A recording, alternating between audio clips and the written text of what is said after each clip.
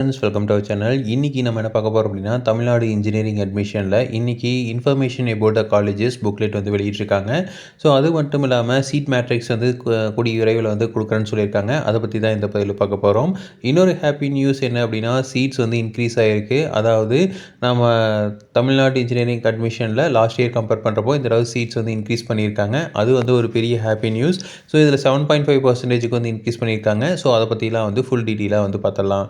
So இப்போ இன்றைக்கி என்ன சொல்லியிருக்காங்க அப்படின்னா, number of colleges participating in TNEA வந்து 417 காலேஜஸ் வந்து டிஎன்இஏல பார்ட்டிசிபேட் பண்ணுறான்னு சொல்லியிருக்காங்க. So total number of sanction seats பார்த்தீங்கன்னா 2,52,467. ஸோ இது வந்து including management quota and government quota ரெண்டும் சேர்ந்தது. ஸோ இதில் வந்து கவுன்சிலிங்க்கு சிங்கிள் விண்டோ போர்ட்டலுக்கு எவ்வளோ கொடுத்துருக்காங்க, கவுன்சிலிங்க்கு எவ்வளோ கொடுத்துருக்காங்கன்னா 1,90,166 சீட் கொடுத்துருக்காங்க. ஸோ இந்த 1,90,166 சீட்ஸை நம்ம பசங்க கவர்மெண்ட் கோட்டா மூலமாக எடுத்துக்க முடியும். ஸோ இதில் வந்து டீட்டெயில்டு மேட்ரிக்ஸ் வந்து இனிமேல் சொல்கிறேன் அப்படின்னு சொல்லியிருக்காங்க. அதாவது கம்யூனிட்டி வைஸில் யாருக்கு எவ்வளோ சீட்ஸ் இருக்கும் அப்படிங்கிறத கூடிய சீக்கிரம் டிஸ்பிளே பண்ணுவோன்னு சொல்லியிருக்காங்க. இந்த இன்ஃபர்மேஷன் அபவுட் த புக்லெட்டே வந்து ரொம்ப யூஸ்ஃபுல்லான ஒரு விஷயம். ஸோ கண்டிப்பாக வந்து நீங்கள் எந்த காலேஜஸ் எந்த இடத்துல இருக்குது, அங்கே வந்து ஹாஸ்டல் ஃபெசிலிட்டிஸ் என்ன மாதிரி இருக்குது, பிரின்சிபல் நம்பர் என்ன, அட்ரஸ் என்ன, அதுக்கப்புறம் வந்து அங்கே வந்து ஹாஸ்டல் ஃபெசிலிட்டிஸ் இருக்கா, இருந்தால் எவ்வளோ ஃபீஸ் வாங்குவாங்க, எல்லா ஃபெசிலிட்டியுமே வந்து எல்லா டீட்டெயில்ஸுமே வந்து அதில் போட்டிருப்பாங்க.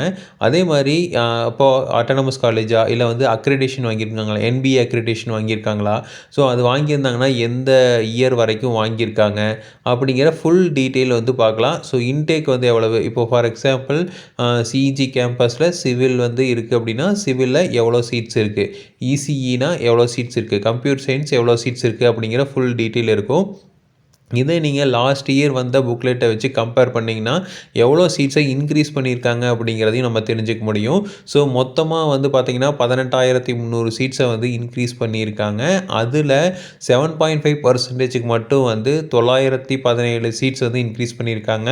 ஸோ இது வந்து ஒரு ஹாப்பியான நியூஸ். ஸோ நிறையா பேர்த்துக்கு வந்து நல்ல காலேஜஸில் 7.5% கிடைக்கிறதுக்கு வாய்ப்புகள் இருக்குது. ஸோ பர்டிகுலராக பார்த்தீங்கன்னா டாப் இன்ஜினியரிங் காலேஜஸில், அதுவும் ப்ரைவேட் காலேஜஸில் நிறையா சீட்ஸ் வந்து இன்க்ரீஸ் பண்ணியிருக்காங்க.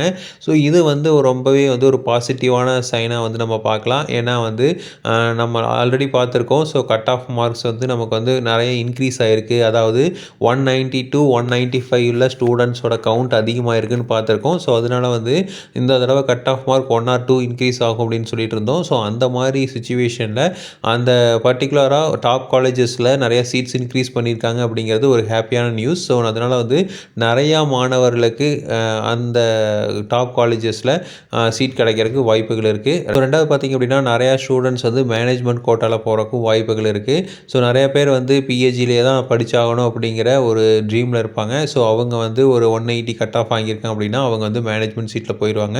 ஸோ அதனால் வந்து நிறையா பேர் வந்து ஆப்சன்டீஸும் இருக்கும். அதனால் வந்து நிறையா பேர் அப்ளை பண்ணியிருக்காங்க. ஸோ அதில் வந்து இப்போ 1,90,000 சீட் தான் இருக்குது அப்படிங்கிற கவலையும் பட வேண்டியதில்லை. ஸோ நிறையா வந்து ஆப்சன்டீஸ் இருப்பாங்க. அட் த சேம் டைம் நிறையா பேர் வந்து மேனேஜ்மெண்ட் கோட்டாலையும் வந்து போயிடுவாங்க. அதாவது ஒரு சில பேர்த்துக்கு வந்து இப்போது for example top engineering colleges இல்லாமல் ஒரு மிடில் லெவல் இன்ஜினியரிங் காலேஜ் இருக்குது அப்படின்னா அது எனக்கு கிடைக்கும் அப்படிங்கிற பட்சத்தில் என்ன பண்ணியிருப்பாங்க அப்படின்னா கவுன்சிலிங் அப்ளை பண்ணியிருப்பாங்க. ஆனால் இப்போ ரேங்க் லிஸ்ட்லாம் வந்ததுக்கப்புறம் வந்து சீட் மேட்ரிக்ஸ்லாம் போட்டதுக்கப்புறம் கிடைக்காது அப்படின்னு தெரிஞ்சுது அப்படின்னா அதே காலேஜில் மேனேஜ்மெண்ட் சீட்லாம் வந்து ஜாயின் பண்ணிக்குவாங்க. அப்போ அந்த இடத்துல வந்து நிறையா பேர் வந்து ஆப்சென்ட் ஆவாங்க. ஸோ அந்த மாதிரி சுச்சுவேஷனில் இருக்கிறப்போ நிறைய அப்ளை பண்ண எல்லாத்துக்குமே வந்து சீட்ஸ் கிடைக்கிறதுக்கு வாய்ப்புகள் நிறையாவே இருக்குது. ஸோ அதனால் வந்து யாரும் ஒரி பண்ணிக்க தேவையில்லை. ஆனால் இப்போது நீங்கள் பண்ண வேண்டியது என்னென்னு பார்த்தீங்க அப்படின்னா சாய்ஸ் ஃபில்லிங்காக ஒவ்வொரு காலேஜையும் பார்த்து அதை வந்து நம்ம போட்டு வச்சுக்கிறது. ஸோ இது வந்து எப்போது இந்த சீட் மேட்ரிக்ஸ் வந்து மேபி இன்றைக்கி இல்லை நாளைக்கு வந்து விட்டுருவாங்க. ஸோ அந்த சீட் மேட்ரிக்ஸ் வந்துருச்சு அப்படின்னா இந்த பர்டிகுலராக இந்த கோர்ஸு இந்த கம்யூனிட்டிக்கு எத்தனை சீட்ஸ் கொடுக்குறாங்க அப்படிங்கிற ஃபுல் டீட்டெயில்ஸ் வந்துடும். ஸோ அந்த சீட் மேட்ரிக்ஸ் வந்து வந்துருச்சு, கம்யூனிட்டி வைஸ் சீட் மேட்ரிக்ஸ் வந்துருச்சு அப்படின்னா நீங்கள் வந்து ரொம்பவே வந்து நம்ம வந்து ஐடென்டிஃபை பண்ணிடலாம். ஸோ இந்த காலேஜ் கிடைக்கிறதுக்கு சான்சஸ் வந்து நமக்கு அதிகமாக இருக்குது அப்படின்ட்டு. ஸோ அந்த மாதிரி காலேஜஸ், அந்த லெவலில் இருக்கிற காலேஜஸ் எல்லாத்தையுமே வந்து நம்ம சாய்ஸ் ஃபில்லிங்கில் வந்து போடணும். ஸோ சாய்ஸ் ஃபில்லிங்கில கண்டிப்பா நெறையா காலேஜஸ் வந்து போடுங்க. அப்ப தான் வந்து நமக்கு காலேஜஸ் கிடைக்கும். ஸோ நீங்க வந்து ஒரு ஃபார் எக்ஸாம்பிள் ஒரு 170, 150 அந்த ரேஞ்சில இருக்கீங்க அப்படின்னா, நம்ம வந்து எல்லாமே வந்து சிஇஜி கேம்பஸும், பிஎஸ்ஜி மட்டுமே போட்டிருக்கோம் அப்படின்னா, கண்டிப்பா நமக்கு எந்த கோர்ஸுமே கிடைக்காம போயிரும். ஸோ அப்போ நம்ம வந்து 180 ரேஞ்சிலயோ, இல்ல 150 ரேஞ்சிலயோ இருக்கோம் அப்படின்னா, அந்த ரேஞ்சில என்னென்ன காலேஜஸ் கிடைக்கிறதுக்கு உண்டான ப்ராபபிலிட்டீஸ் இருக்கு அப்படின்னு பார்த்துட்டு, அத வந்து எழுதி வச்சுட்டு, அத வந்து நம்ம சாய்ஸ் ஃபில்லிங் வந்து பண்ணணும்.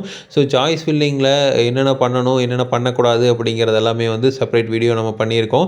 ஸோ அதையும் வந்து நீங்க செக் பண்ணி பாருங்க. ஸோ கண்டிப்பா வந்து இந்த டைம் வந்து ஒரு மகிழ்ச்சியான செய்தி தான். சீட்ஸ் வந்து இன்க்ரீஸ் ஆயிருக்கு. அந்த சீட்ஸ் இன்க்ரீஸ் ஆனத வந்து கண்டிப்பா நம்ம பசங்க யூஸ் பண்ணிக்கணும். ஸோ ஃபர்ஸ்ட் ரவுண்ட் கவுன்சிலிங்க்கு வெயிட் பண்ணுறவங்க கண்டிப்பா வந்து தெளிவா வந்து பார்த்துட்டே இருங்க.